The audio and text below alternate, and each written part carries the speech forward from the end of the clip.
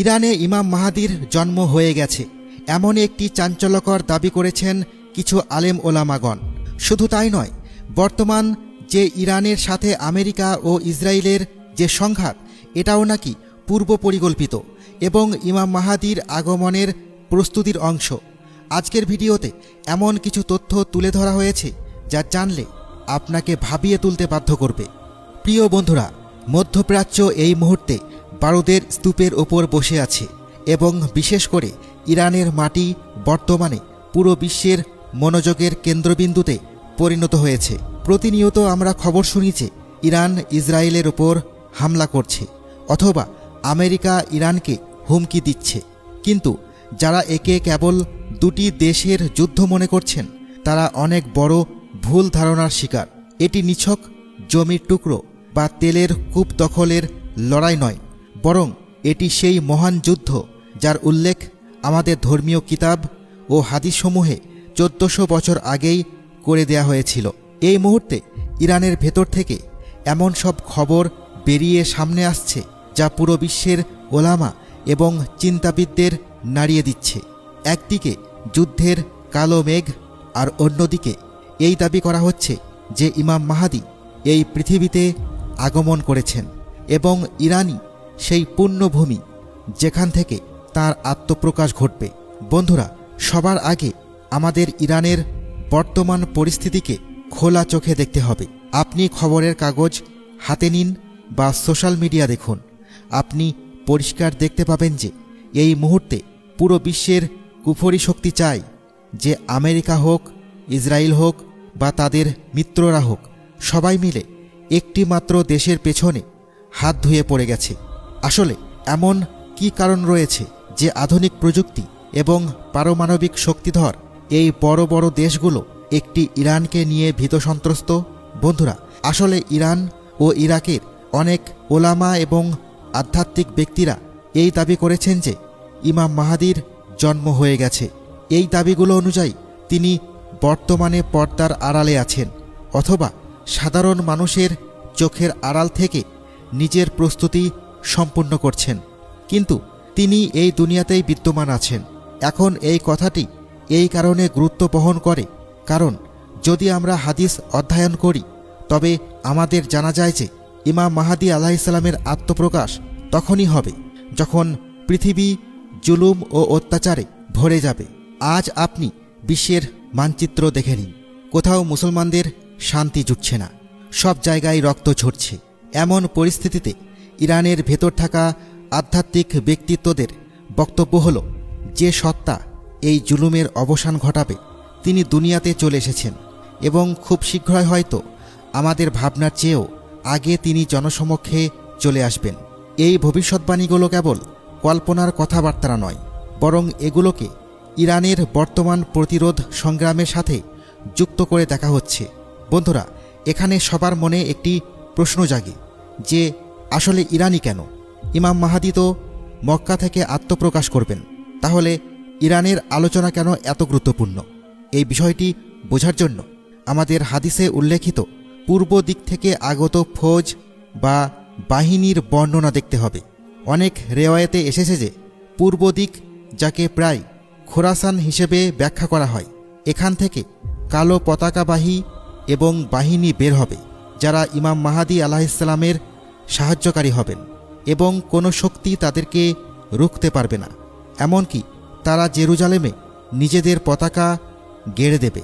আজ যদি আমরা ভৌগোলিক দিক দিয়ে দেখি তবে প্রাচীন খোরাসানের একটি বড় অংশ বর্তমান ইরানের অন্তর্ভুক্ত।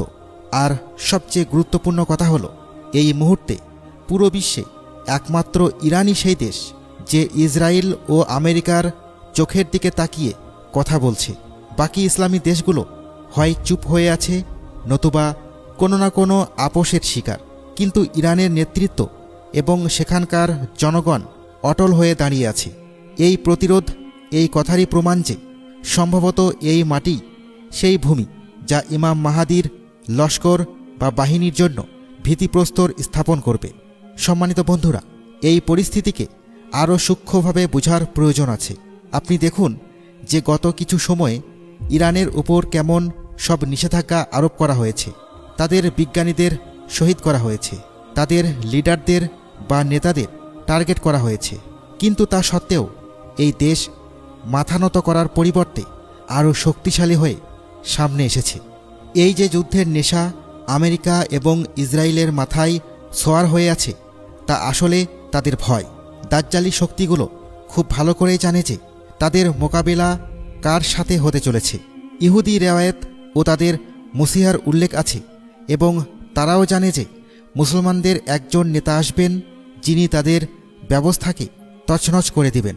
তাই অনেক বিশ্লেষকের ধারণা ইসরায়েল ইরানের উপর হামলা এই জন্য করছে না যে সে ইরানকে ভয় পায়, বরং সে এই জন্য দিশেহারা হয়ে আছে কারণ সে নিজের ধর্মীয় কিতাব অনুযায়ী জানে যে তার ধ্বংসের শুরু এই অঞ্চল থেকেই হবে, যাকে আজ আমরা ইরান বলি। তাই তারা চায় যে ইমাম মাহাদির আত্মপ্রকাশের আগেই সেই শক্তিকে শেষ করে দিতে হবে যারা তার সাহায্যকারী হতে পারে। আরও একটি গুরুত্বপূর্ণ দিক যার উপর কথা বলা খুবই জরুরি, তা হল কিয়ামতের নিকটবর্তী সময়ের সমস্ত ছোট নিদর্শন পূর্ণ হয়ে গেছে। সময়ের দ্রুত চলে যাওয়া, বেহায়াপনা ছড়িয়ে পড়া, সুউচ্চ অট্টালিকা নির্মাণ এবং ইলম উঠে যাওয়া, এই সবই আমরা নিজ চোখে দেখছি। এখন অপেক্ষা কেবল বড় নিদর্শনগুলোর। এমন সময়ে যখন ইরানের ওলামারা বলেন যে ইমাম মাহাদি আলাইহিসসালাম আমাদের মাঝে উপস্থিত আছেন এবং তিনি কেবল খোদাই নির্দেশের অপেক্ষায় আছেন, তখন এই কথাটি হৃদয়ে নাড়া দেয়। এই লোকগুলো বলে যে ইরানের বর্তমান প্রস্তুতি, তাদের মিসাইল প্রোগ্রাম এবং তাদের সেনাবাহিনী আসলে কোনো দেশের সাথে লড়াই করার জন্য নয়, বরং সেই মহান ফৌজের অংশ হওয়ার জন্য প্রস্তুতি নেওয়া হচ্ছে যার নেতৃত্ব ইমাম মাহাদি দিবেন। অর্থাৎ যে যুদ্ধের পরিবেশ আমরা দেখতে পাচ্ছি, এটা কোনো সাধারণ রাজনৈতিক দ্বন্দ্ব নয়, বরং এটি একটি ডিভাইন প্ল্যান বা আল্লাহর ব্যবস্থার অংশ যা তার চূড়ান্ত পর্যায়ে প্রবেশ করেছে। বন্ধুরা, আপনারা নিজেই ফয়সালা করুন যে আজ থেকে 50 বা 100 বছর আগে কি পরিস্থিতি এমন ছিল? একদমই নয়। আজ প্রযুক্তি যে শীর্ষে পৌঁছেছে, সেই প্রযুক্তির মাধ্যমেই দাজ্জালি ফিতনা প্রতি ঘরে ঘরে ঢুকে পড়েছে। এমন অবস্থায় হকপন্থীদের একটি কেন্দ্রের প্রয়োজন। ইরান এই মুহূর্তে শিয়া ও সুন্নি উভয় চিন্তাধারার মানুষের জন্য একটি গুরুত্বপূর্ণ আলোচনার বিষয় হয়ে দাঁড়িয়েছে। কিছু লোক দ্বিমত করতে পারেন, কিন্তু এই বাস্তবতা অস্বীকার করা সম্ভব নয় যে কাজের ময়দানে কুফরি শক্তির সামনে যদি কেউ বুক টান করে দাঁড়িয়ে থাকে, তবে সে কেবল এবং কেবল ইরান। এই কথাটি অনেক মানুষকে এটা ভাবতে বাধ্য করছে যে নিশ্চিতভাবে আল্লাহর সাহায্যই এই জাতির সাথেই আছে, যারা এর দিনের শত্রুদের সাথে লড়ছে। আর যারা এত চাপের পরেও শেষ হয়ে যায়নি, তাই এটা পুরোপুরি সম্ভব যে আগত মুক্তিদাতার আত্মপ্রকাশ বা তার প্রাথমিক বাহিনী এখান থেকেই তৈরি হচ্ছে। নবী মুহাম্মদ সাল্লাল্লাহু আলাইহি ওয়াসাল্লামের ভবিষ্যৎবাণীতে আরও একটি ভয়াবহ কথা বলা হয়েছে যে আগামী সময়ে একটি অনেক বড় যুদ্ধ বাঁধবে, যাকে মালহামাতুল কুবরা বলা হয়েছে। এই যুদ্ধে বিশ্বের জনসংখ্যার একটি বড় অংশ বিলীন হয়ে যাবে। ইরান ও ইসরায়েলের বর্তমান উত্তেজনাকে সেই যুদ্ধেরই আগুনের স্ফুলিঙ্গ মনে করা হচ্ছে। আজ যে মিসাইলগুলো চলছে তা কাল পারমাণবিক যুদ্ধে রূপ নিতে পারে। আর যখন দুনিয়ায় চারিদিকে ধ্বংসলীলা চলবে, হতাশা নিজের চরমে পৌঁছাবে, তখনই মানবতার একটি সাহারার প্রয়োজন হবে। ইরানের ভেতর থেকে ওঠা এই আওয়াজ যে ইমাম মাহাদি এসে গেছেন, তা আসলে সেই হতাশার অন্ধকারে আসার কিরণ। এই দাবি এই জন্য তীব্রতর রূপ ধারণ করেছে কারণ বর্তমান পরিস্থিতিতে কোনো একজন নেতা বা দেশ এমন নজরে আসে না যে পুরো মুসলিম উম্মাহকে একত্রিত করতে পারে। তাই সমস্ত নজর এই গায়েবী সাহায্যের দিকেই নিবদ্ধ এবং ইরান এই আশার কেন্দ্রে পরিণত হচ্ছে। আমাদের এটিও বুঝতে হবে যে ইমাম মাহাদির বিষয়টি অত্যন্ত গোপন রাখা হয়েছে, যাতে দাজ্জালি শক্তিগুলো তার ক্ষতি করতে না পারে। যদিও ওলামারা বলছেন যে তিনি জন্মগ্রহণ করেছেন, তবে এর মানে এই নয় যে তিনি টিভিতে এসে ঘোষণা দিবেন।